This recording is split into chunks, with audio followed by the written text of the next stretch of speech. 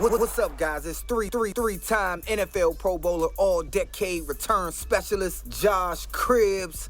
I want to welcome you to the Mac Sports Connection podcast, where Alex hosts all things Mac, all things football, all things sports, right here, Mac Sports Connection, baby. The Mid-American Conference best, bringing it only the great Mac to everyone.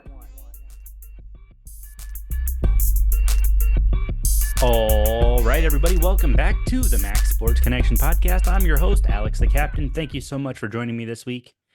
We took a week off last week. Obviously, as you guys, most of you know, I am finishing my undergraduate at the University of Toledo. I will officially be walking on Saturday, so hats off to me. But this week I wanted to keep it casual. I didn't want to do too much research. Of course, there's a lot that I could be talking about right now. Instead, I wanted to bring on a guest, and this is a guest I've wanted to have on for a while. Good friend of mine. We've met up a couple times at a couple different sporting events. We interact fairly regularly on Twitter, or X as Elon calls it. But guys, welcome to the show, Zack, aka Vannzee. Is that right? Do you go Vannzee on that, or is it Vannzee, or how do we do that? Yep, Vannzee's good. It's an old childhood nickname that I got in grade school or from some of the upperclassmen when I was in middle school, and then never thought that it would carry on over to EMU and things like that. But now, I think most people don't even know my first name. They just say, "Hey, there's Vannzee." Hey, there's Vannzee. I like that. We'll stick with that then. So guys, forget that I said Zach. His name doesn't exist. That's just Vannzee right there. So, but no, Zach, thank you so much for taking time out of your week to join me. I really appreciate it, and I'm really looking forward to having you on.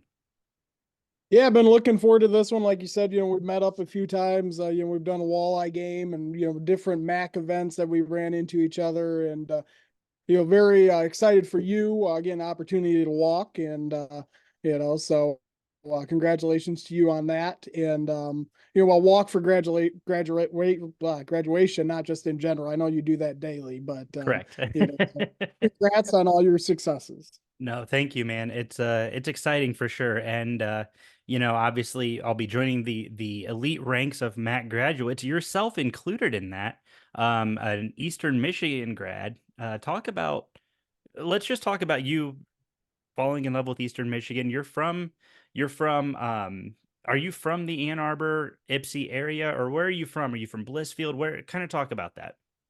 Yep, I'm from Blissfield, Michigan, smaller town down in Lenawee County, about probably a little bit over an hour away from Ypsilanti. There was actually a time my high school sweetheart went to EMU while I was in community college.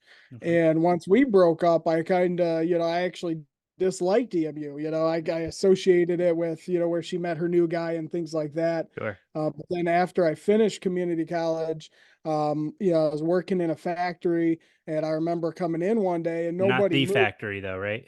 No, Okay. Just a general factory, So I walked in one day and I'm like, man, none of these people ever seem to move. And then the bell rang, and then they were moving pretty quickly. And I'm like, well, I can't do this for the next, 30, 40 years. Sure. So I started looking like, where am I going to go? Wanted to go back to school. I saw Eastern Michigan, and I thought, well, you know what? I was working in Dexter. I'm like, that's just down the road from me now. And really the big thing I wanted to do was somewhere. I knew that I love sports. I wanted to have that student section experience, follow a Division I school, going from a small community college. And so I picked Eastern Michigan, and that's where it all began. So you get started at Eastern Michigan. What was your first year there? I know Chris Creighton has been there your entire time since you've been an Eastern student, right? Has that tenure that short for you so far? Yeah, so I started, I think it was winter. No, it was the Bahama Bowl. So it was fall 2016 when they went to the Bahamas Bowl. So that was my first experience that whole year. I had followed the program previously, but then that was my first actual, on-campus experience. At that point, I was going part-time, taking evening classes, just working, kind of trying to fill it out and how I liked it. But just an incredible experience to be there for that and kind of see it come around, and kind of the start of, like, before that on campus, it was like, hey, I'm going to go to the football game or something. And it seemed like, why you want to go to that, and then now it's kind of become the football games are one of the biggest social events of Hmm. the year on campus. Sure. Yeah. I mean, obviously getting out to the factory, opportunities to go watch football that's now been successful in recent years, especially under Chris Creighton. That's exciting. And, there's some great things happening up there at the factory up in Ypsilanti. And I mean, you talk about you've gotten to see this transformative Eastern Michigan team, right? You remember the days when they were awful days under Ron English. That's a throwback for some of you Michigan fans listening. Um, it's so for me, I think that's really cool that you have gotten to experience both the highs and the lows, right? It's not just all this great success and all of a sudden what do we do? No, you've gotten to kind of ride the roller coaster a little bit. Yeah, so being here in southeastern Michigan, you're able to kind of pick different games to go to. So I was very fortunate with my dad. We may go to Western one week, Eastern another week, Toledo, Bowling Green, whatever it may be. So we would go to the Eastern games before I was a student there. And I remember going during the Ron English era. I was there when they lost to Ball State, had they Mm, beat Ball State. Steven Schott hit a field goal, late in the game. If he misses that kick, Eastern would have went bowling under Ron English. It would have been, 7-6, but they didn't get to go at 6-6 because they played two FCS schools. ah, Back, so that back then I think it was Division One AA. But so definitely to see it from those moments. I had pictures being there when it had the green turf and kind of see it grow up, but also it's grown up into this brand, and I was at a baseball game the other day, Michigan against Long Beach State, and Long Beach State is the Dirtbags, and they made mhm, that their brand. Well, you're kind of at a point where Eastern football is almost a separate brand from the rest of the athletic department, mhm. with gray turf, with the factory mantra, with the diamond plate and just some of that culture. But there was a time where none of that culture existed. It was just, bottom of the barrel in the MAC and perennial laughing stock. So on your Twitter, X before Elon cancels me via podcast, on your X profile, you currently have it that you are a Eastern Michigan football season ticket holder and a Michigan basketball season ticket holder. Do you ever feel any sort of conflict when the two are playing in terms of any sports? For me, I grew up a big Michigan fan, so I remember being in the hospital when Toledo upset Michigan in the big house, and I was devastated. Now I look back on that as somebody who has gone to Toledo and is wrapping up, and I look back on that. That is one of the greatest things to happen in Toledo history, and it doesn't break my heart anymore. Do you ever feel any sort of conflict that way? No, I don't. I think, for me, like my friends and my dad, they're big Michigan fans, and I was born at U of M Hospital and I was raised up in that fandom. Um, but then I got to this point where once I picked EMU, started going there, that allegiance is more. So I am a Michigan basketball season ticket holder. It's something that, I've loved going to for many years. My professional growth has enabled me to, hey, I can buy season tickets now. Hmm. So I enjoy those games. But when Michigan played Eastern Michigan, the people in my section were looking at me kind of funny, like, okay, he's wearing a full on, Eastern Michigan jersey and hat. And there was no doubt who I was rooting for that day. I'd love to see a football game at the big house because Michigan's not going to come to the factory. I Correct. would deck out in EMU gear 100%. Awesome. Yeah. Well, I mean, I appreciate that loyalty to the Mac there. You've obviously, again, going back to football, you go to a lot of Eastern Michigan football games. Talk about some of these other sporting events you've gone to. You and I actually met up this year at an Eastern Michigan baseball game when they played the Ohio Bobcats. Um, how many other sporting events do you get out to? It seems like you're pretty much a staple, even after graduation, that you're a staple on that campus. Well, I mean, it's just something that I enjoy to do. So I go out to a lot of the men's basketball games. made it to several of the women's basketball games. Big baseball guy. I'm from a baseball town, a baseball family. So I try to get up there as much as I possibly can for the baseball games.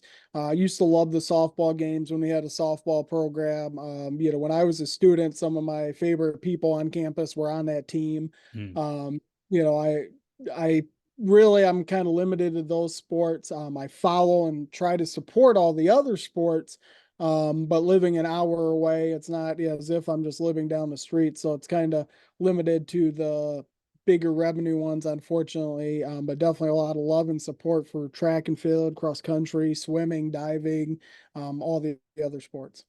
You, Lacrosse is doing great right now. Got to shout them out and in tennis yeah, as well. lacrosse. Sarah Tisdale done a great job building that program. There at Eastern Michigan, coming over from Central to start the program at Eastern Michigan, and I think she's done a phenomenal job. Shout out to her, and shout out to the lacrosse team who are now in their first MAC tournament, coming up this weekend. And that's, I mean, that's exciting stuff. Yeah, to see the program go from its infancy, kind of hearing them talk about, hey, we're adding lacrosse to now we got a team and to now they're actually being competitive. That's awesome to see. For sure, for sure. You on going back to your Twitter account, I've got a lot of questions about your Twitter account. The I see on here that you have on your banner picture a tweet that made it on the ESPN, looks like it's the ESPN Sports Center top 10, number 2, Tim Bond out here making posters. Talk about that moment. Obviously seeing Tim Bond play, of course. I mean, great moment for you there. But talk about that moment when you kind of made it onto Sports Center. How much did people freak out? I know you had to have freaked out. Yeah, well, what's kind of funny about that is like I think if you look at it, I think it has like 7 or 8 likes. So a lot of Yeah, people didn't like the tweet. But what had happened is I'm just there at the game, and that was very early and kind of the start of this. But I got in the habit of if I watched a Michigan game or something, me and my buddies would text back and forth or whatever it may be. So I'm at the Eastern game. I'm like, so I started kind of just putting stuff out there. And so that play happened, and I just put it out there, and I put the hashtag SC top 10, and I thought, hey, maybe this ends up on Sports Center. Well, nine times out of 10, if something ends up on Sports Center, they don't say, hey, here's this tweet. They just say, here's this highlight. right. I thought maybe it would end up out there and Tim Bond and EMU would get some love. And then, so I came home, I went to bed, and I had to wake up early the next morning. My phone's blowing up, and I'm like, well, what happened? What's going on? And it was just people had watched the late episode of Sports Center, and my full name's out there, my Twitter handle, and it just really took off. And I've said I'll never be able to unpin that tweet or change that banner now, because really that's kind of where it started. So people started following me, and Mm, um, and just kind of a surreal moment because I think all of us grew up watching Sports Center back in the day, Stuart Scott and some of those highlights. And, I won't get started on how sad it is to see what Sports Center now is. But, we grew up on that. So to end up sure. on Sports Center in even a short little blip is just surreal. Yeah, I mean, just a cool moment. I think that's every tweeter's hope is to one day be featured on ESPN, on Sports Center, whatever. So I mean, that's a cool moment for you. I wanted to ask you, in going to all these games after doing this for all these years, do you have a favorite moment? Or I know some people give the kind of vague, the, oh, well, this moment was cool, but I'm really looking forward to the next one. Do you have a moment that sticks out to you that you're like, this is one of the coolest moments and that I've gotten to witness live? I mean, obviously the Tim Bond thing is pretty great, but is there anything that really sticks out to you that you're like, this has to be one of the coolest things I've ever seen in person at an Eastern game? Yeah, there's been a few. I think Sergio Bailey's catch from Brogan Roback, 2016 when they beat Central Michigan. That was, really Hmm. kind of one of the early ones. A lot of them are football centric, but the Quick Lane Bowl, just that was to see Eastern Michigan in a bowl game right down the road and the amount of people who came out. I thought that was That was tremendous. Pitt. That was against Pitt, right? Yep. Disappointing result. But that was really cool because I was still in school at that point, and like Mike Mm, Glass sat in front of me in one of the classes. So, it was wow. cool to kind of experience that. And then winning the Michigan MAC trophy, I think that was very cool. because I think it was one of the years, I think 2015, it might have been before I was a student.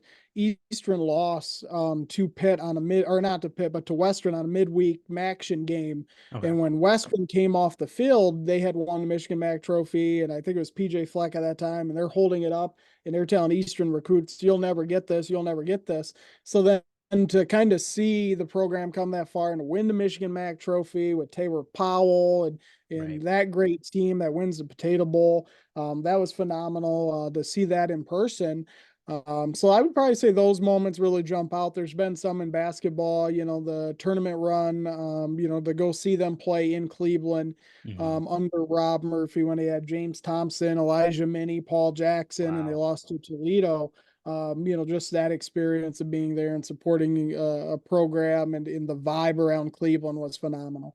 Was that and I could be wrong, was that the game that ended on the controversial call? Yeah, so I mean, a lot of controversy there late. There was one tech where James Thompson, I think, got a technical because he was That's right. jawing with Todd Kowalchuk, and Kowalchuk was kind of Yep. going back and forth, and then they started the clock or didn't start the clock, something like that, and it was Right. somewhat controversial.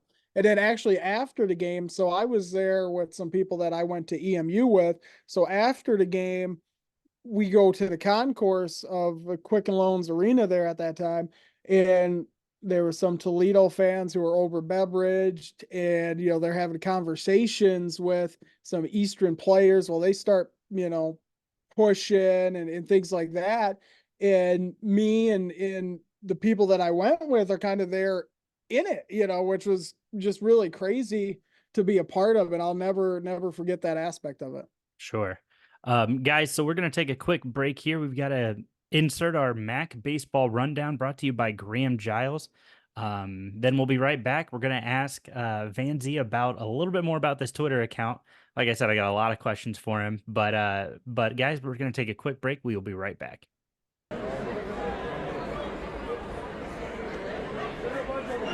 Heads up, baseball fans, you're in between the bases again, caught in another MAC Baseball Rundown. Undefeated no longer, Bowling Green is now 18-3 in conference play, but still sits comfortably in first place. Helping BGSU to stay on target, Nathan Archer took home Player of the Week honors last week thanks to a great week at the dish for the Falcons. Archer's best game came in Bowling Green's 26-5 win over Ohio on April 20th, where Nate the Great belted 2 home runs and 6 RBIs, all while tallying 5 runs on 3 hits and a walk. Just call them Rambo because the Ohio Bobcats drew first blood, handing Bowling Green their first conference loss of the season. Catcher Jackson Cawthorn kicked off a 9th-inning rally for Ohio with a double that scored the first of 4 runs in the final frame. Zach Weber threw 3 scoreless innings to earn the win and lock up the Bobcats' victory. Ohio will need a few more wins over the last 3 weeks of the season if they hope to make it to Avon. The Bobcats are 9-15 in conference play and 9th in the conference. The Red Hawks are red hot, going an undefeated 7-0 since our last rundown. Zach McDonald went yard 4 times to lead Miami in a sweep over the Toledo Rockets on the road.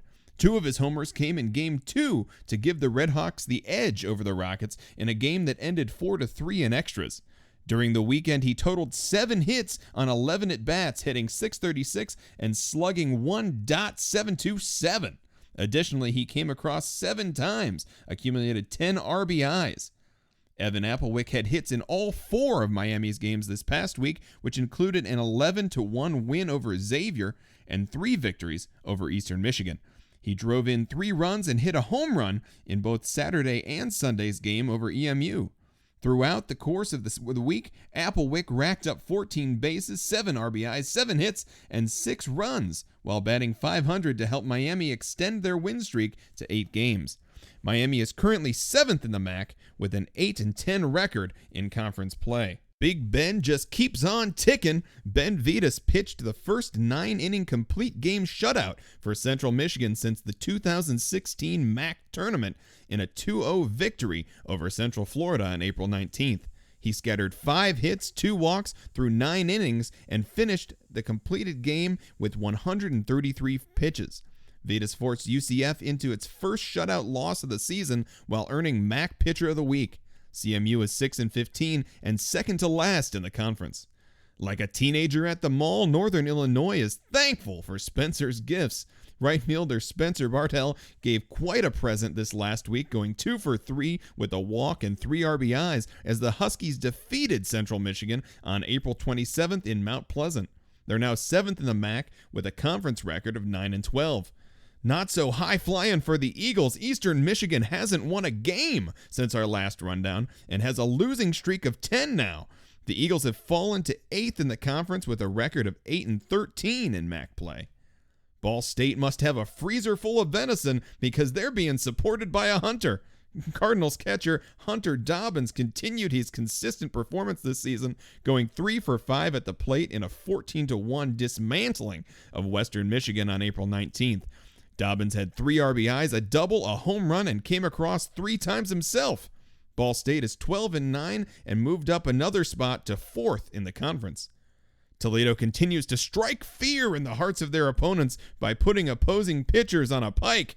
Junior center fielder Garrett Pike went 3 for 5 at the dish with a home run, a walk, and 2 stolen bases in a 16-2 victory over the Ohio Bobcats on April 27th. It's been a rough 2 weeks for the Rockets, winning only a single conference matchup. Toledo has fallen to 6th in the conference at 13-11.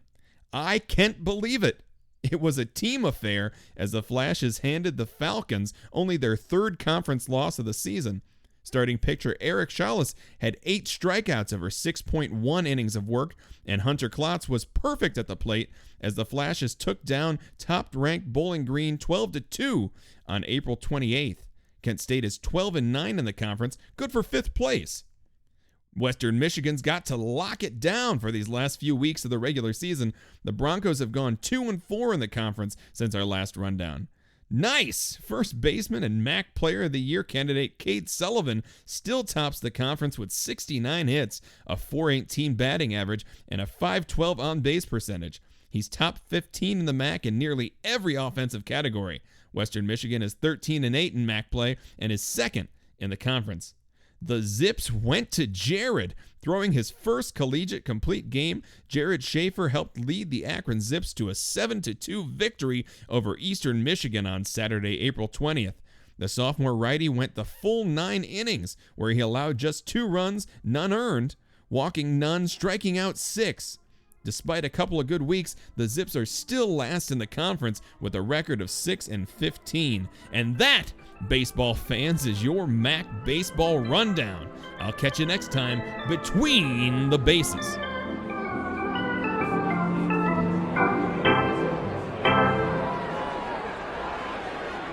All right, Graham, thank you so much for that MAC Baseball Rundown. I definitely appreciate the work that you put in on that. Guys, I hope that you enjoy that MAC Baseball Rundown. A lot of great information as we gear up for the MAC Baseball Tournament coming up in a couple weeks. I am here with Vannzee, the EMU Superfan. And I got to ask you, or coming back to this this Twitter account of yours, whenever I see you tweet about Eastern Michigan, I especially like during like the NFL draft or even off-season portal changes, coaching changes, and things like that, I see you talk about, you know, this guy played for Eastern Michigan at one point. This guy coached at Eastern Michigan, 25 years ago. Like it just seems like you're just so incredibly connected. But there was one tweet in particular, and I thought I was a diehard when it came to MAC sports and knowing who's done what. You tweeted on April 26th, former Dexter quarterback was once an EMU target, and he has recently shined in Marshall's spring game. A target, wasn't at Eastern Michigan, didn't play a down at Eastern Michigan, but you still plucked that information out of the internet. I need to know how you do your research on watching these moves. Well, I mean, so a lot of what I've enjoyed doing is kind of following the recruiting classes and, seeing who's coming in. And it's even more interesting now with the transfer portal. But then also you see things over time, hey, this guy, I also follow high school football somewhat. So like, especially in Michigan. So, hey, this guy is being recruited by EMU, and then it may not work out. They may go a different route or whatever, but then you kind of file that in your head when they when they enter the portal. Mhm. I'm not saying that this individual is going to end up at EMU because they have somewhat of a full quarterback room right now. And I think he's looking to play. Sure. But no, it's just something where, you kind of remember these names and, you remember them taking visits, or maybe you see them on a visit or something like that. And you just remember it. And then when they come back around, so, really, that young man was part of here in Southeastern Michigan, Dexter football. Really, they kind of turned it around, Mhm. starting with him. And then his brother, Brennan, is going to go to Michigan State. And Cole Cabana was part of that team who Oh, ended up wow. at Okay. some tie-ins there for talented players. Yeah, like I said, that one, stuck out to me because, I see you talk about no draft guys, talk about, Tanner New getting an opportunity to go to the NFL. Yeah, and I see all these things and like this is always great information. I saw that one and I'm like, I gotta ask him because that one felt so incredibly out of left field. But following the recruiting things, I think that's such a huge part of it, especially if you're a fan of a school. You want to know where your guys were playing before, you want to know what they bring to the table. So I think that's a cool thing. And like I said, I've seen you do it with coaches wishing. I think I've even seen you wish coaches, happy birthday who are like he was a former assistant Michigan, lacrosse coach, whatever it may be. And it's just, so I think that's so impressive. But I think that shows people just how much you care about this program and the university as a whole. Because not everybody, I mean, there are a few guys out there who I think could probably you could just sit and just have a name off. I think Rocket Ryan from the Midnight Blue and Gold podcast. You know who I'm talking about. I feel like if we just sat you two in a room for an hour and a half and just said name potential recruits, current players, former players, you guys would need a few more hours. Yeah, and I mean, it's just something that those connections, have always just kind of been something that's fascinated me, and I file away in my mind. And then over years too, I mean, it started becoming some of these recruits would follow me. Mm, So you would start kind of having that interaction, like, oh, hey, there's so and so and his mom or something, or one thing, like if I'm at a game or something, I see a recruit, hey, welcome to Ypsilanti. I'm gonna say hello. I'm gonna say hi, nice to see you. Jay Stuckey, who committed, hmm in the quarterback room, he was at a game this year, and I'm there, and he came up to me, hey, are you Vannzee? And wanted to get a picture with me. So, different things like that. You get to know them very early in the process nowadays with social media. I can usually, and then you see the breadcrumbs and things like that on where somebody's looking and all of that. So it is kind of a long-term process of, seeing somebody commit to your school. Really, and especially coming to summer once baseball's done, it's a lot of college football recruiting talk because there's not a lot else going on. I'm a big Major League Baseball guy, but for us who love college sports, there's that dead time where it's a lot of just kind of looking ahead to football season. Sure. And speaking of major league sports, you're a big Tigers fan, right? I absolutely am. Yep. Grew up, in a Tiger household. And that's, yeah, probably my all-time favorite team. All time favorite team. I can respect it. Even more than the Lions, huh?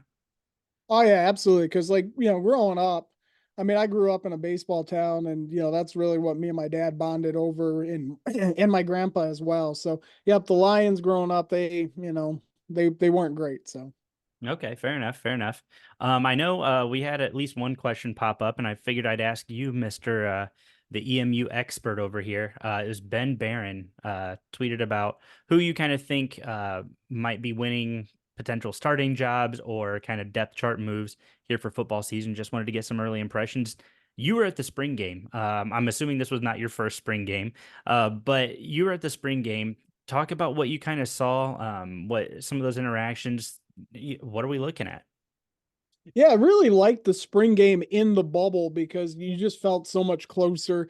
It felt, I've gone to NFL training camps before, and it felt like, you were up close and personal. You could hear the calls, you could see the Mhm. different things like that. So you saw some different things there. Really an interesting group this year for EMU because there's so much change going on right now. So you have a lot of transfers coming in. Delbert Mims from NC State, who looks like, is it possible to be an angry Samson Evans type? I mean, he makes Samson Evans look small, just a big back. They got Porter Rooks coming in, a former Ballyhoo recruit for NC State, Jonathan Oldham. I mean, he's played at Florida, so these are experienced players. Sure. 6'9" offensive lineman coming in from the JUCO process there. And they went everywhere for offensive linemen. You had somebody transferring in, Jack Story from D3 Hope College, Yep. Blake Boosted from Wayne State, and then they got another one from Colorado State, joining Carson Lee, another former Colorado State transfer, and then Chris Mayo returning, who's from West Virginia. I mean, there's some Power 5 top type guys in that offensive line room. Some of the linebackers coming in, Luke Murphy from the MAC, Kent State, and then James DeWatcam. I'm probably pronouncing that wrong, but he flashed in a spring game. So a lot of new faces there, a lot of opportunity. I think it's just a more experienced group. I think they saw their holes, they filled their holes, they added some guys today, even really trying to add some size on the defensive line. I thought Terry Lockett, transfer, he showed some things in a spring game. Isaac Smith, another former transfer, showed some things as wide receivers, stepping up into that room without Hamzy Al-Zayat and Tanner Canoe. In the tight end room, that is just a deep group right now. Yeah. Blake Daniels, Jared Getzinger, and who had a big catch late in the season last year to hold on to win a game. And then you're adding Jonathan Oldham and some of those other guys. So really on offense, I think they're talented. As far as some guys who I think may surprise, Everett Small, an early enrollee, true freshman offensive tackle from Canada. He played with the ones in the spring game, played very well. I think he might be somebody who climbs up that depth chart. And I'd keep an eye on Dante McMillan, the Weber State transfer at running back. They've had some, attrition at the running back position, but he's somebody that they gave some carries to and seemed like he could catch the ball. So I wouldn't be surprised if those guys step up and are names to watch. Okay, good to know. That's guys to watch out for this fall. Ben, I hope that answered your question, at least a majority of it. Answered it better than I could have, which is why I figured I'd pass that one over to you, Zach. So as we kind of wrap this up, I want to give you really an opportunity. I ask all my coaches, players, administrators, what's it mean to be part of the MAC? What's it mean to be part of your particular school? For you, it's a similar question. What's it mean for you to be an alumni of Eastern Michigan, but also a returning fan and supporter? And the reason I ask this is I want people to understand just how important the MAC is and how important it is to the people who graduate from the MAC, who come from the MAC, who are built by this conference. So if you could kind of answer that, what's it mean to you to be an alumni, but then also to remain a faithful supporter? Yeah, well, I think, my story at Eastern Michigan and how I feel about Eastern Michigan is probably similar to a lot of the MAC. As you come through it, it's not easy. It's not easy to be a fan. You don't get the coverage of the big schools. You're not on TV. You got to have different subscriptions. Your games may be at 8 o'clock on a Wednesday night, different things like that.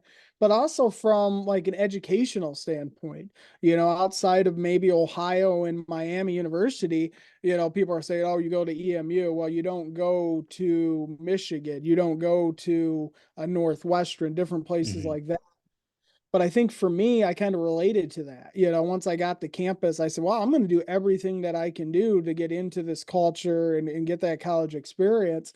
But I think looking back on it, like my life hasn't been easy. Like I've been the underdog, I've been blue collar. I've had to work my way up. And I think that's very true about a lot of students at EMU. It's a very blue collar commuter community, essentially. A lot of people are getting their school paid for by dads who are working 40 hours a week at a factory job, different things like that. So, you learn to appreciate the things. I think everyone's looking for a place to belong in life, you know, rather it's a person, a job, or wherever. Well, luckily for me, when I got to EMU, you know, I didn't know anyone. And now to be able to walk across campus and have people recognize me or want to have me talk about what the school means to me is surreal, because I remember not knowing anyone and just sitting in the student section at basketball games by myself, not knowing anyone. So, you know, these smaller schools, I think, give you a little bit more of an opportunity to belong, to find your niche.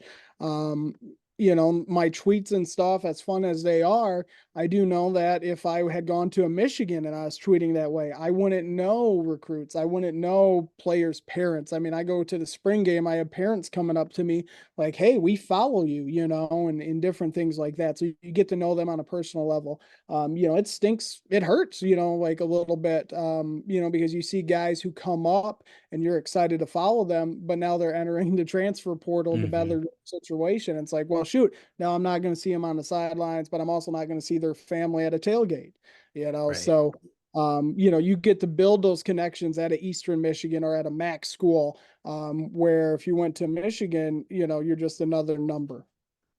Awesome. Well, Zach, I thank you for taking time out.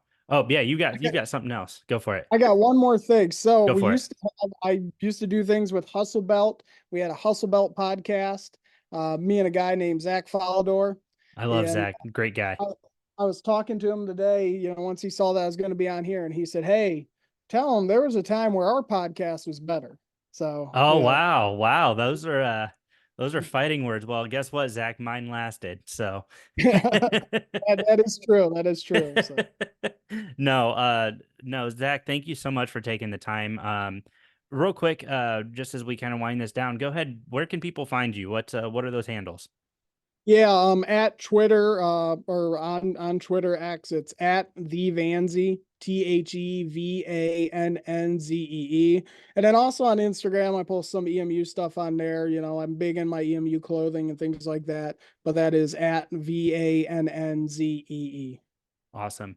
Well, again, Zach, thank you so much for taking the time out today to come and talk Eastern Michigan, talk your fandom, talk a little bit of your story.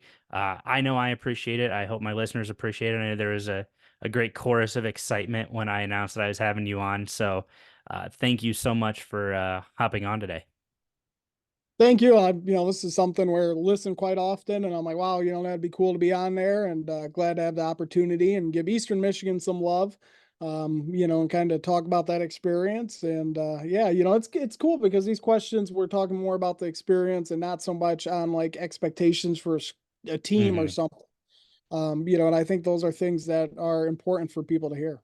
Sure. I definitely agree. Well, guys, that's going to wrap it up for us this week. Thank you so much for tuning in. Make sure you go follow Zach on all the social media outlets. We definitely want to show him love and show him thanks and support for being a part of this and joining in what we're doing with the podcast. So, Zach, thank you again. Guys, you can follow me and the podcast and what we're doing on all social media outlets. You can follow me on X at the MSC Podcast, TikTok at the MSC Podcast, Instagram also at the MSC Podcast. You can find me on YouTube at MSC Podcast as well, and then on Facebook at the Mac Sports Connection Podcast. Guys, thank you so much for tuning in, and we will see you next week.